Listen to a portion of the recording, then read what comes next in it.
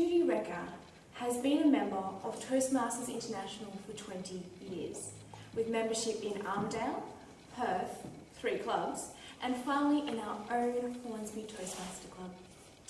In reflecting on those years, Judy would like to share some insights she has discovered, lessons she has learned through experience, and beautiful memories of friends who came into her life because of Toastmasters.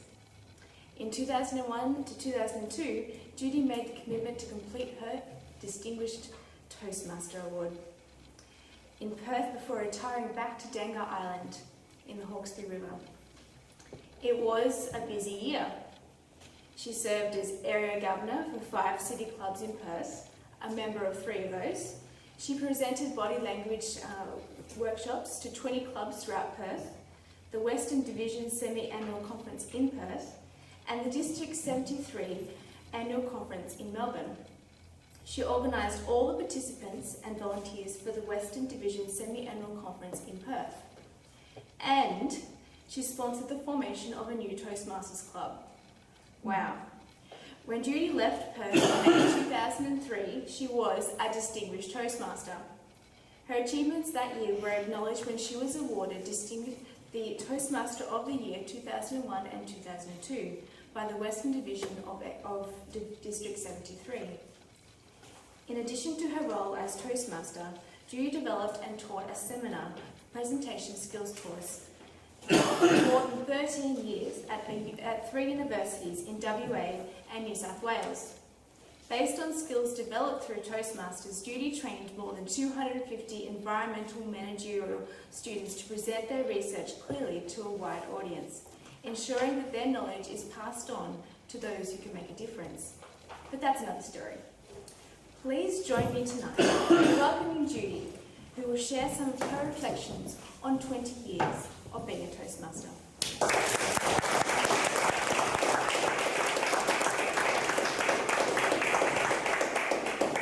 I am discombobulated. How can I put 20 years of Toastmasters into 7 minutes? Almost impossible. But let me tell you, in the 80s, when I ran a program for the New South Wales Health Commission's livestock program on aerobic dancing. In the 80s, I was 40, fit, and fantastic. I wish I could go back. For years, I have said, I am Judy Recher. And with your help, I can help you change personally and professionally. And it has been my goal in all that time to change as many lives as possible. I joined Toastmasters International at the University of New England in Armidale, where I worked full-time and was completing a graduate diploma in economic history. It's hard to have you in focus, or not. In the beginning, I just wanted to be able to make sure that my seminars and tutorials said what I wanted them to say in the time that was allowed. But then I got caught up in the excitement of Toastmasters and the challenges and everything. And there was one word that you could use to describe me. Enthusiastic. When I went to the first dinner organized by the division governor, Larry Slattery, he had us all go around and introduce themselves and say, what brought us to that meeting? Well, I hate to tell you, but more than half of the people came because I invited them. Our club was one of the most dynamic, exciting young clubs in the district. How many of you joined Toastmasters to gain more self-confidence? Wow! Isn't that fantastic? Well, one of the best ways to do that is to join Toastmasters, and if you can, cram all that knowledge into an 8-week course.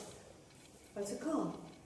Speechcraft. Speechcraft. See, I did that on purpose because I really didn't forget the word. Speechcraft. Speechcraft teaches all those public speaking skills, and to watch the change in the people enrolled in that class in 8 weeks, what happens is miraculous. It's inspirational, and there are so many beautiful stories that I have that would fill a book, and I can't tell any of them in 5 minutes. But I will tell you one. When I left Armidale and went to Perth in 1996, and I went to my first conference, I met a woman there who said to me, you know, it took me 6 months to be able to say my name at my Toastmaster club. And she said, and when I did, I got a standing ovation.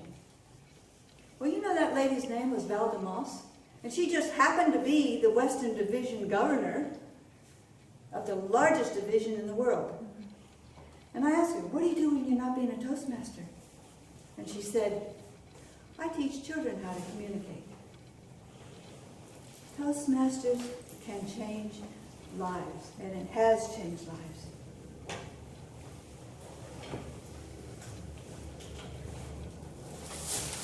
When I was leaving Armidale to go to Perth at the end of 1995, I said to my club members, when I go to Perth, I am going to find a club that has a lot of really experienced people in it, and I'm going to sit there and I'm going to listen and learn. And they said, uh-huh. Well, at my first meeting in Perth, I accepted the role of president of that club. They needed me. They needed me. But what I had not learned by that time, which I found out later, was that I had not learned as a leader to delegate responsibility. My poor club in Armidale was made up primarily of students. And that meant that when it came time to collect annual fees, when it came time to put the club officer list in and all that, they weren't there. So, like a good backup person, I backed them up. But when I went to Perth, there was no one to back me up. And the club had a bit of trouble initially. Delegation was very important, and that was a good lesson that I learned. When I started teaching the 8-week seminar presentation skills course in 1998, it was absolutely magic to see the changes that were made. The professors in the university said that the people who were the students were being evaluated now on the basis of the content of the speeches and how they presented their speeches, and not because of the ums and ahs and ers and all those sorts of things that happened. And again, the stories I have are just phenomenal. But one of my favorite is when one of my students was evaluating me as I gave a workshop to the class, and she said, Judy, your eyes didn't sparkle. For being a Toastmaster, I joined this club in 2003. And the warmth and the support that you get here is so strong that these people have become my lifelong friends.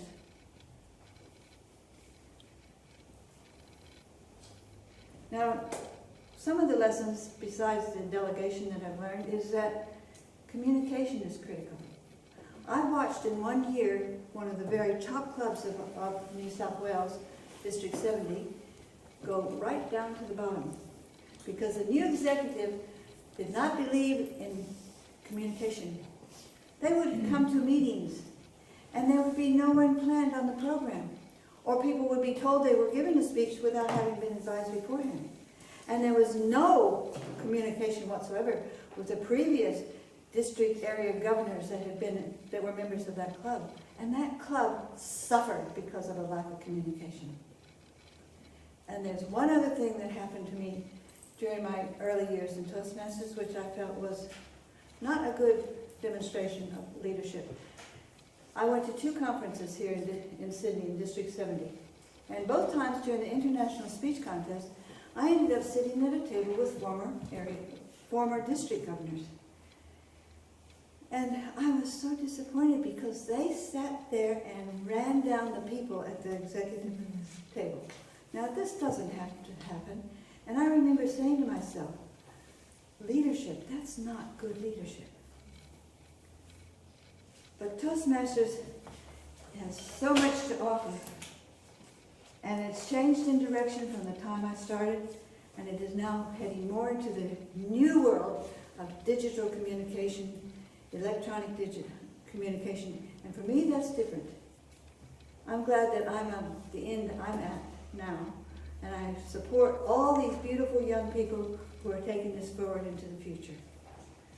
So I've been able to give you only a tiny fraction of what I know and feel, but it's there from the heart, and I will be a Toastmaster as long as I can.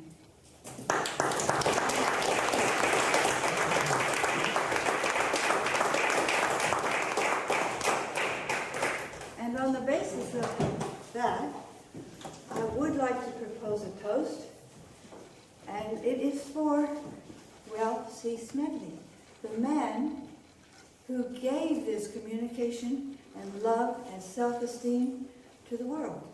Would you please all make sure you have something to stand up. To Ralph C. Smedley.